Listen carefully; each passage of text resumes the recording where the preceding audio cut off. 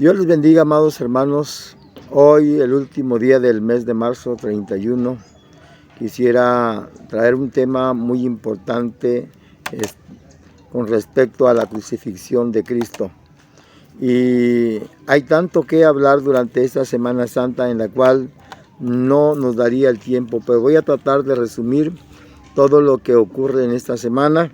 Y para ello voy a leer la palabra del Señor en el libro de Hebreos, en el capítulo 9, verso 23 al 28, que a la letra dice: fue pues necesario que las figuras de las cosas celestiales fuesen purificadas así, pero las cosas celestiales mismas como con mejores sacrificios que estos, porque no entró Cristo en el santuario hecho de mano, figura del verdadero, sino en el cielo mismo, para presentarse ahora por nosotros ante Dios, y no para ofrecerse muchas veces como entra el sumo sacerdote en el lugar santísimo cada año con sangre ajena. De otra manera, le hubiese sido necesario padecer muchas veces desde el principio del mundo, pero ahora, en la consumación de los siglos, se presenta una vez para siempre por el sacrificio de sí mismo para quitar de en medio el pecado, y de la manera que está establecida para los hombres que mueran una sola vez, y después de esto el juicio. Así también Cristo fue ofrecido una sola vez para llevar los pecados de muchos, y aparecerá por segunda vez sin relación con el pecado para salvar a los que le esperen. La Semana Santa o la Semana Mayor que nosotros llamamos habla durante el domingo de la entrada triunfal o el domingo de Ramos, como le llamamos, y sucesivamente encontramos el lunes de autoridad, martes de controversia, miércoles de retiro, jueves de intimidad, viernes de crucifixión, sábado de gloria y domingo de resurrección. Estos son los temas que se hablan durante toda la semana. Sin embargo, hoy quiero hablar acerca de lo que Dios hace en la cruz, cómo Jesús muestra en la cruz su gran amor, y por un solo sacrificio obtenemos la redención. El día viernes es algo impactante para la humanidad. No voy a hablar de lo que ocurre toda la semana, pero quiero mencionarles desde el día jueves. El día jueves el Señor establece en el aposento la última cena que Él tiene con los discípulos. Y encontramos en los evangelios sinópticos, Mateo, Marcos y Lucas, cómo nos hablan y nos mencionan acerca de la última cena que el Señor tiene para poder establecer así el pacto, el nuevo pacto que Jesús tiene para con el mundo entero. Cuando Mateo 26, verso 26, Marcos 14, 22, Lucas 22, 19. Y Pablo cierra en 1 Corintios en el capítulo 10, versos 16 y 11, 23, acerca de la última cena que el Señor celebra con sus discípulos. Y Él, cuando levanta el pan, dice: este es mi cuerpo que por vosotros es ofrecido o sacrificado, ¿no? Para poder mostrar así su amor del Señor a sacrificar su cuerpo vivo como ser humano. Y cuando levanta la copa dice: este es mi sangre que por vosotros es derramado. Y está hablando del nuevo pacto y dice: y la cual no beberé hasta en aquel día. Habla de la vid, de esa uva, de ese vino. Así que nosotros podemos encontrar que durante esa noche el Señor se va al Monte de los Olivos a orar con sus discípulos. Y San Juan capítulo 18, el verso 5, 6, 7, podemos encontrar ahí cuando llegan el sumo sacerdote, Anás, Caifás, llegan los alguaciles, llegan los escribas, fariseos, saduceos, todos aquellos que se habían juntado para formar un complot en contra de Jesús, ya que no podían por sí mismos. Los partidos políticos de ese entonces lo hicieron para derrotar a Jesús, pero aún así no pudieron contra Jesús. Y lo único que hicieron fue llegar y aprenderlo porque Judas Iscariote lo había vendido a Jesús y por 30 monedas de plata. Entonces fueron, y cuando el Señor sale, mientras los discípulos dormían, cuando el Señor sale, les pregunta: ¿a quién buscáis? Y ellos dijeron: a Jesús el Nazareno. Y Él les dice: yo soy. Y cuando Él le dice: yo soy, dice, se fueron hacia atrás y se desplomaron en tierra. Así que no vamos a hablar de las caídas, pero de ahí lo llevan al patio de Anás, con el sumo sacerdote, y es interrogado Jesús. Y bueno, la historia dice que tanto que lo golpearon, dicen los evangelios, a puñetazos. No solo le dieron de bofetadas, sino que lo agarraron a puñetazos y ¿sabe qué? Desfiguraron el rostro del Señor. Y antes de llevarlo a la cruz lo encarcelaron. Y los guardias, los soldados empezaron a mofar y a burlarse de él y le ponen una corona de espinas. Después de que se mofan, le ponen una corona de espinas y le dan una caña y un manto le ponen encima y se burlan de él después de ser azotado en el patio, amarrado como un buey, como un animal. Usted conoce el bramadero. El bramadero es un palo grueso donde amarran los bueyes, los toros, y ahí los matan, los amarran y los matan. No voy a contar toda esa historia, pero Jesús ahí lo colgaron como un animal y lo azotaron. ¿Y sabe qué? Jesús siendo azotado y siendo llevado ante la chusma, siendo llevado ante las multitudes, le piden que lo crucifiquen. Para ese entonces ya estamos en el día viernes de crucifixión. Y es aquí donde Jesús empieza a demostrar su gran amor y muere en lugar de un hombre asesino que estaba ahí. ¿Y sabe cómo se llamaba ese hombre?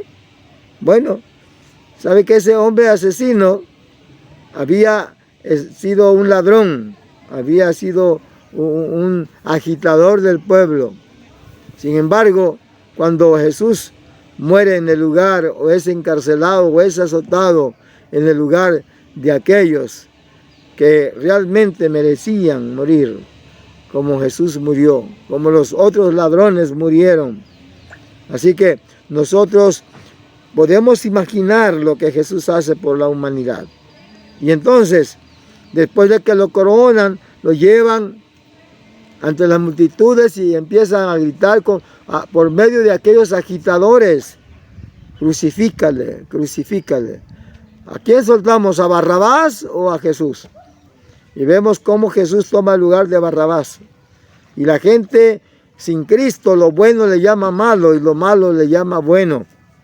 Y entonces Jesús es condenado en lugar de este hombre y es llevado con la corona de espinas, ya golpeado, desfigurado, como dice Isaías 53, lo habían golpeado a Jesús, lo habían desfigurado su rostro. Lea el capítulo 53 de Isaías, el tiempo es muy corto para mí en este momento. Así que alguien ahí, en el camino con la cruz, mientras Jesús cargaba la cruz,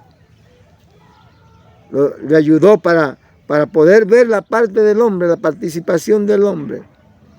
Y no quiero decir tanta historia, cómo se encuentra con las mujeres, que los encuentra llorando y les dice: no lloren por mí, lloren por ustedes mismos, por vuestros hijos, porque el tiempo hoy se ha puesto tan difícil, porque hay calamidades, no solamente los fenómenos naturales que el Señor ha mandado, sino las guerras, los pleitos, las contradicciones, las persecuciones, los cárteles y etcétera, etcétera.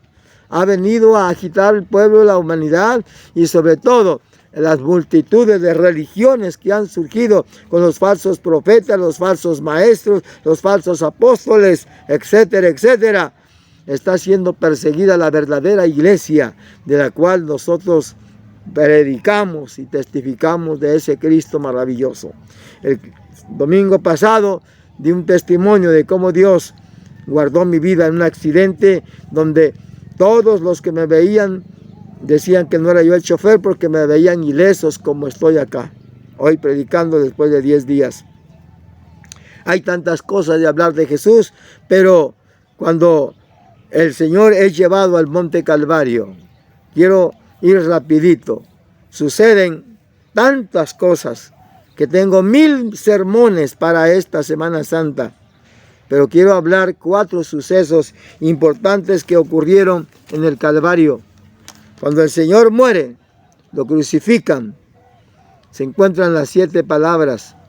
7 palabras que el Señor menciona y que solamente le voy a dar lectura porque no hay tiempo para poder explicar una por una, y que quiero mencionar 4 milagros grandes que se dan ahí. En estas 7 palabras que voy a decirles. Lucas 23, 34. Y Jesús decía: Padre, perdónales porque no saben lo que hacen. Y repartieron entre sí sus vestidos, echando suerte. Imagínense, ahí tengo 10 sermones para predicarle. Pero esa es la primera donde el Señor está clamando, intercediendo, pidiendo perdón por aquellos que lo estaban crucificando. Y ahí se hace en realidad la palabra del Señor cuando dice: amad a vuestros enemigos. Y no me voy a meter. La segunda palabra que encontramos después de esta, ahorita les digo en qué tiempo ocurrió. Lucas 23, 43. Entonces Jesús le dijo: de cierto te digo que hoy estarás conmigo en el paraíso. Esta es la palabra de la salvación que encontramos. La anterior es la palabra del perdón. Perdónales, no saben lo que hacen. Pero aquí está intercediendo por uno de los malhechores. No solo murió por Barrabás, sino que ahora por uno de los malhechores que había reconocido que él era Jesús. Y le había dicho: Señor, acuérdate de mí cuando vengas en tu reino. Él le dice esto: hoy estarás conmigo en el paraíso. Y no voy a explicarlo del paraíso, cómo Jesús saca a los que estaban allá en el centro de la tierra, esperando la resurrección de Cristo para llevarlos al paraíso celestial. Y luego sigue la tercera palabra. Vuelvo a repetir, solamente estoy leyendo porque no estoy dando el mensaje de cada palabra por el tiempo. Pero dice Juan capítulo 19, versos 26 y 27. Y ahí vamos a encontrar la tercera palabra. Cuando vio Jesús a su madre y al discípulo a quien él amaba, que estaba presente, dijo a su madre: mujer, he ahí tu hijo. Después dijo al discípulo: he ahí tu madre. Y desde aquella hora el discípulo lo recibió. Encontramos aquí la palabra del amor, el amor filial y el amor ágape. Como es necesario que nosotros veamos y entendamos que Jesús no descuida y ni le pasa por nada por alto, no descuida nada. Él siempre está para velar, para cuidar de la humanidad, sobre todo de aquellos que le ven, que le siguen, que han creído en él. Y la cuarta palabra la encontramos en Marcos capítulo 15, verso 34, y dice: y a la hora 9, escuche, Jesús clamó a gran voz diciendo: Eloi, Eloi, lama sabachthani, que traducido es: Dios mío, ¿por qué me has desamparado? Aquí encontramos la palabra de dolor en el sentido espiritual. Esto ocurrió aproximadamente a la 1:30 y no voy a dar todos los detalles. Es el momento crucial del Señor. Dios mío, ¿por qué me has abandonado? Cuando encontramos el abandono, cuando creemos que Dios está lejos de nosotros, pero es que Dios tiene tantos propósitos para entender cómo Dios lo ama a usted, me ama a mí y amó a la humanidad, pero cómo es también de que hay momentos que el cristiano se siente solo, pero es cuando más cerca Dios está. Y le voy a decir algo de lo que ocurre más adelante. La quinta palabra la encontramos en San Juan, capítulo 19, verso 28. Después de esto, sabiendo Jesús que ya todo estaba consumido, dijo, para que la escritura se cumpliese: tengo sed. Eso ocurre como a la 1:45 más o menos. Y vean ustedes la palabra del dolor físico. La anterior encontramos el dolor, la soledad, espiritual, pero aquí encontramos lo físico. Tengo sed. Y no voy a hablar que tanta sangre derramó el Señor. Sabe que el Señor fue crucificado a las 9 de la mañana aproximadamente. Y a las 11:45 encontramos ya la cumbre de las 7 palabras en la cruz. Y debo de decirle que en este momento el Señor es cuando le acerca una esponja con vinagre, no con una Coca-Cola fría, no con un vaso de Jamaica o de piña colada, no, era el ácido, ¿no? La Coca-Cola es mala, pero el ácido, imagínense, son 100 veces más mala que la Coca-Cola. Lo que le estaban dando ese vinagre a tomar al Señor. La sexta palabra la encontramos en San Juan, capítulo 19, verso 30. Cuando Jesús hubo tomado el vinagre que le pusieron en sus labios, dijo: consumado es. Y habiendo inclinado la cabeza, entregó el Espíritu. Y eso lo vamos a ver más adelante. Pero ¿sabe qué? El Señor, vemos cómo Lucas lo dice de otra manera, como lo dice Juan. Juan no escribe la séptima palabra, pero Lucas sí lo hace. El Señor entregó el Espíritu. Rapidito, cuando la persona muere, el cuerpo deja de respirar y la sangre de circular, y la persona automáticamente vuelve al polvo de donde fue tomado, la materia. El Espíritu es inmediatamente, dice Eclesiastés, y lo que estamos leyendo acá, entregado al Padre que la dio, y el alma es la que queda sola fuera del cuerpo para poder ser juzgada en aquel día, o en el momento ser llevado al lugar de tormento, ahora en el infierno o al paraíso. No vamos a hablar mucho de eso hoy. Y quiero tocar rapiditamente la séptima palabra que Lucas dice, capítulo 23, verso 46 de Lucas. Entonces Jesús, clamando a gran voz, dijo: Padre, en tus manos encomiendo mi espíritu. Y habiendo dicho esto, expiró. Esta es la palabra de entrega cuando el Señor está entregando ya. Y esto ocurrió aproximadamente a las 2 de la tarde con 25 minutos. No voy a dar por el tiempo que ya se me terminó. No voy a dar todo. Pero sabe que aquí ocurren 4 cosas terribles, más sobresalientes. No digo terribles, grandes. Dije esa palabra por lo grande, por el suceso enorme que ocurre aquí en la palabra del Señor. Y quiero hablar nada más y nada menos que 4 cosas grandísimas que pasaron. Hermanos, podemos ver que Dios nos abrió el camino de la vida eterna a la patria celestial. En primer lugar, encontramos que al morir Jesús, a las 12 del día, a la hora sexta, se oscureció el cielo. Cuando el Señor decía: Eloí, Eloí, Dios mío, ¿por qué me has desamparado? Eloí, Eloí, lama sabachthani. Dios mío, ¿por qué me has desamparado? El Señor lo único que pudo hacer es oscurecer el cielo, dejar de emitir el sol su luz. Pero esto tiene algún significado grande.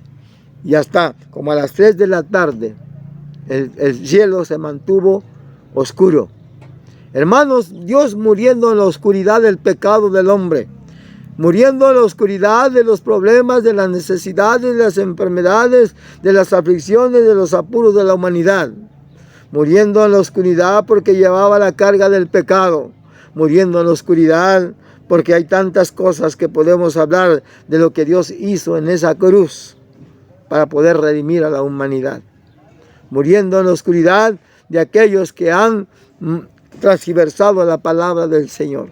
Muriendo en la oscuridad bajo la soledad, llevando el peso del pecado de la humanidad, pero que en esa oscuridad, ese Cristo estaba alumbrando como la luz del mundo para traer luz a la humanidad, luz a la creación. Hay tanto que decir para hablar sobre este. Lo encontramos ahí en Mateo 27, 46 y Juan 8, 12, que el tiempo se me limita, se lo dejo ahí para que lo vea y lo lea. Y vamos a encontrar entonces también otro suceso, el velo del templo que es rasgado en Mateo 27, 51.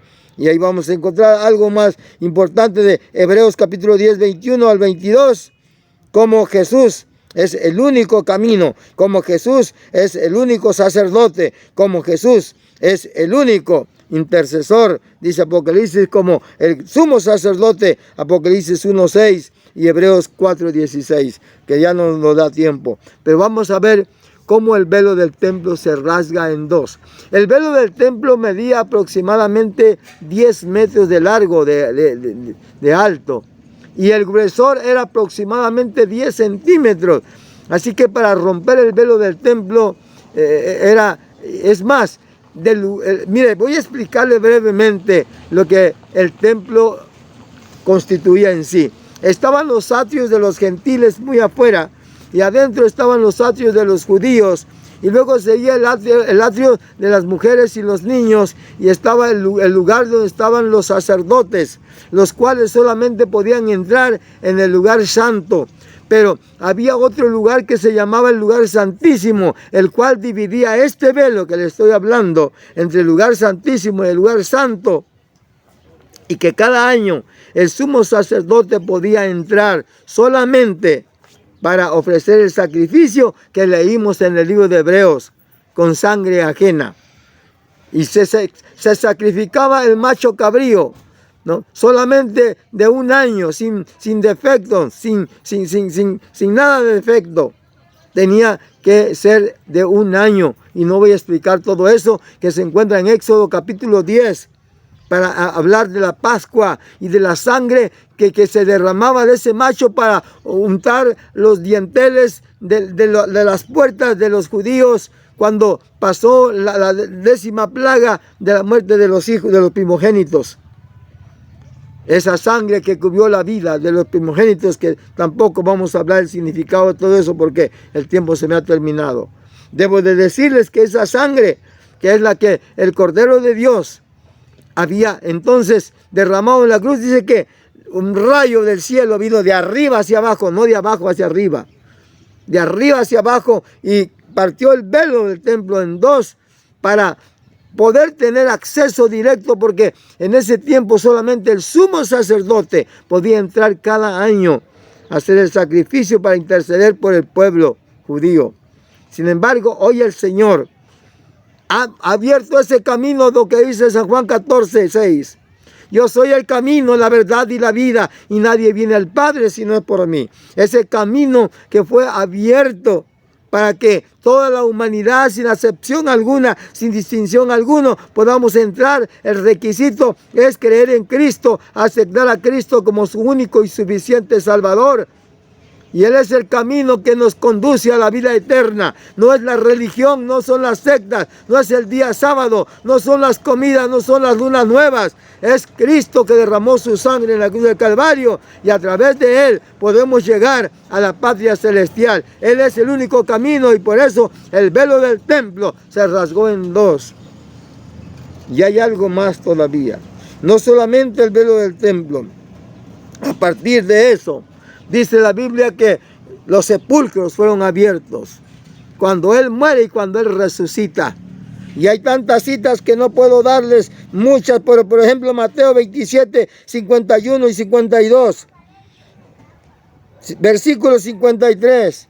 Primera de Corintios capítulo 15, 20. Ahí vamos a encontrar cómo el Señor Jesucristo habla la palabra del Señor acerca de lo que le estoy diciendo. Apocalipsis 1:18, Colosenses 1:18, Apocalipsis 22:13, Primera de Pedro 1:3, Primera de Juan 3:2. Hay tantas citas que yo le puedo leer relacionados a lo que Dios hace para poder interceder por la humanidad y encontrar el sumo sacerdote, encontrar el Cordero de Dios, encontrar el camino que lleva a la vida eterna, encontrar la luz del mundo.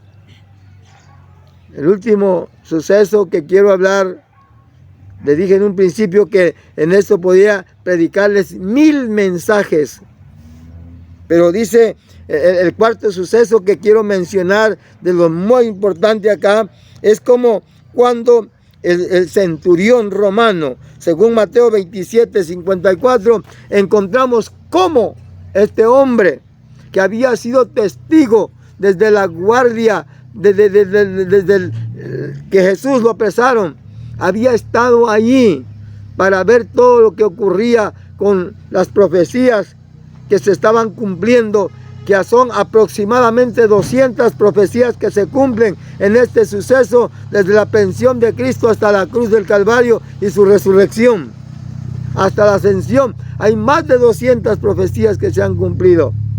Pero ve aquí este centurión que había sido testigo y que no creía, y que le gritaban y se mofaban con la multitud: si eres el Hijo de Dios, desciende de la cruz, sálvate de ti mismo y sálvanos a nosotros, como decía el malhechor que no creyó en Jesús. Pero este soldado romano, aquel que había sacado la ropa del Señor y que habían echado suerte sobre sus vestidos del Señor, ahora él venía con la lanza y traspasaba el costado del Señor, estando crucificado, como muchos hoy en día están todavía crucificando a Jesús y lastimando y ayudando al soldado romano para seguir traspasando el costado de Cristo. Había sido testigo de cómo manaba sangre y agua de su costado. Vio cómo el cielo se oscureció, vio los estruendos que pasaban, y ahora él había creído en Jesús. Este soldado se convirtió en un seguidor de Cristo, igual que más adelante lo vamos a ver con Cornelio, el centurión también romano. Vamos a encontrar que ahora estos 4 sucesos por lo menos nos sirven como seña, como cimiento, saber que Cristo está llamando a la humanidad.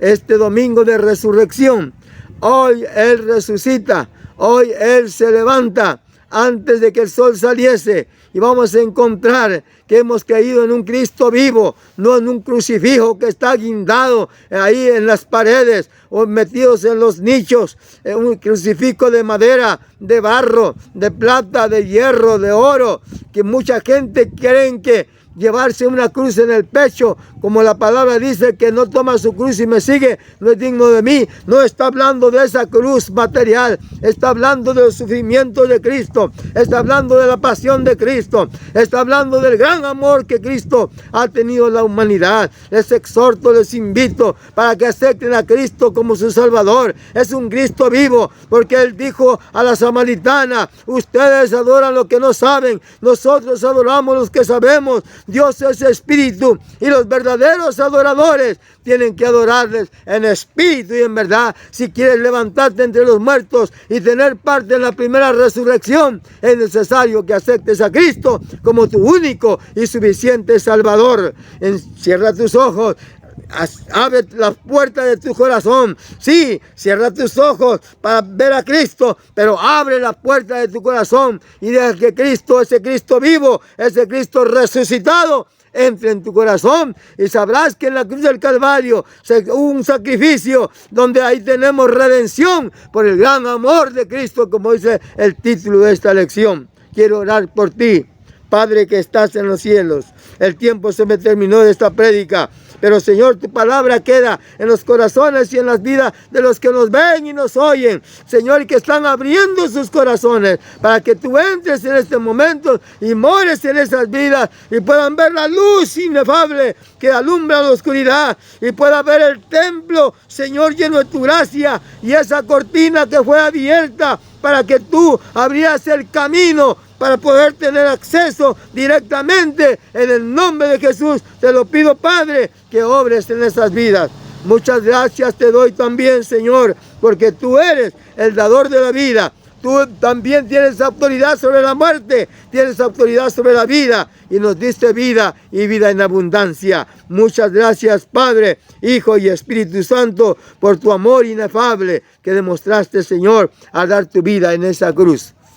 Oiga lo que dice, me despido con esta lectura de Hebreos capítulo 10. Solamente la voy a leer y no lo quiero dejar en vano. Dice el versículo 8 al 12, dice, diciendo, primero sacrificio y ofrenda y holocausto y expiaciones por el pecado no quisiste, ni te agradan las cuales cosas se ofrecen según la ley. Y diciendo luego, he aquí que vengo, oh Dios, para hacer tu voluntad. Quita lo primero para establecer esto último. En esa voluntad somos santificados mediante la ofrenda del cuerpo de Jesucristo, hecha una sola vez para siempre. Y ciertamente todo sacerdote está día tras día ministrando y ofreciendo muchas veces los mismos sacrificios que nunca pueden quitar los pecados. Pero Cristo, habiendo ofrecido una vez para siempre un solo sacrificio por los pecados, se ha sentado a la diestra del Padre, a la diestra de Dios. Te dejo con este pasaje. Dios te bendiga. Cristo ya pagó el precio de todos tus pecados con un solo sacrificio, y hoy está a la diestra del Padre intercediendo por ti y por mí. Si el Señor lo permite, nos vemos el próximo domingo. Un abrazo a todos. Bendiciones. Lo divino en lo humano cobró vida,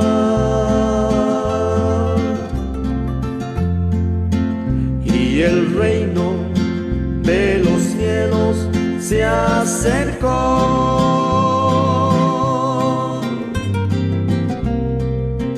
El misterio de los siglos revelado, el Mesías prometido se encarnó. Al que debo yo servir, vino a servirme. Al que debo yo buscar, me busco a mí.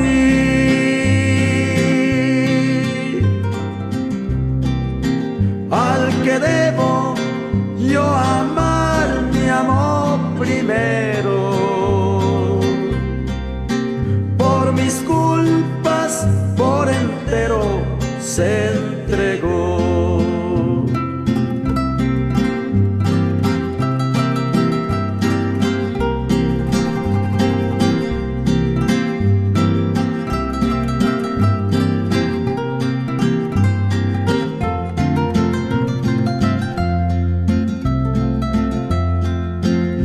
Martirio principió en el pesebre, donde el mundo egoísta le mandó,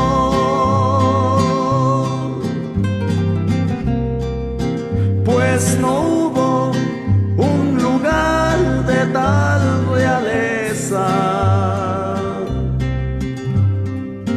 donde él pudo su cabeza recostar.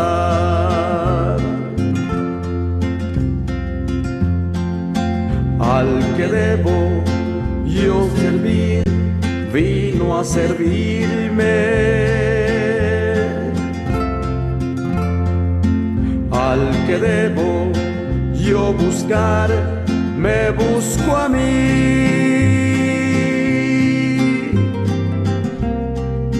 Al que debo yo amar, me amó primero.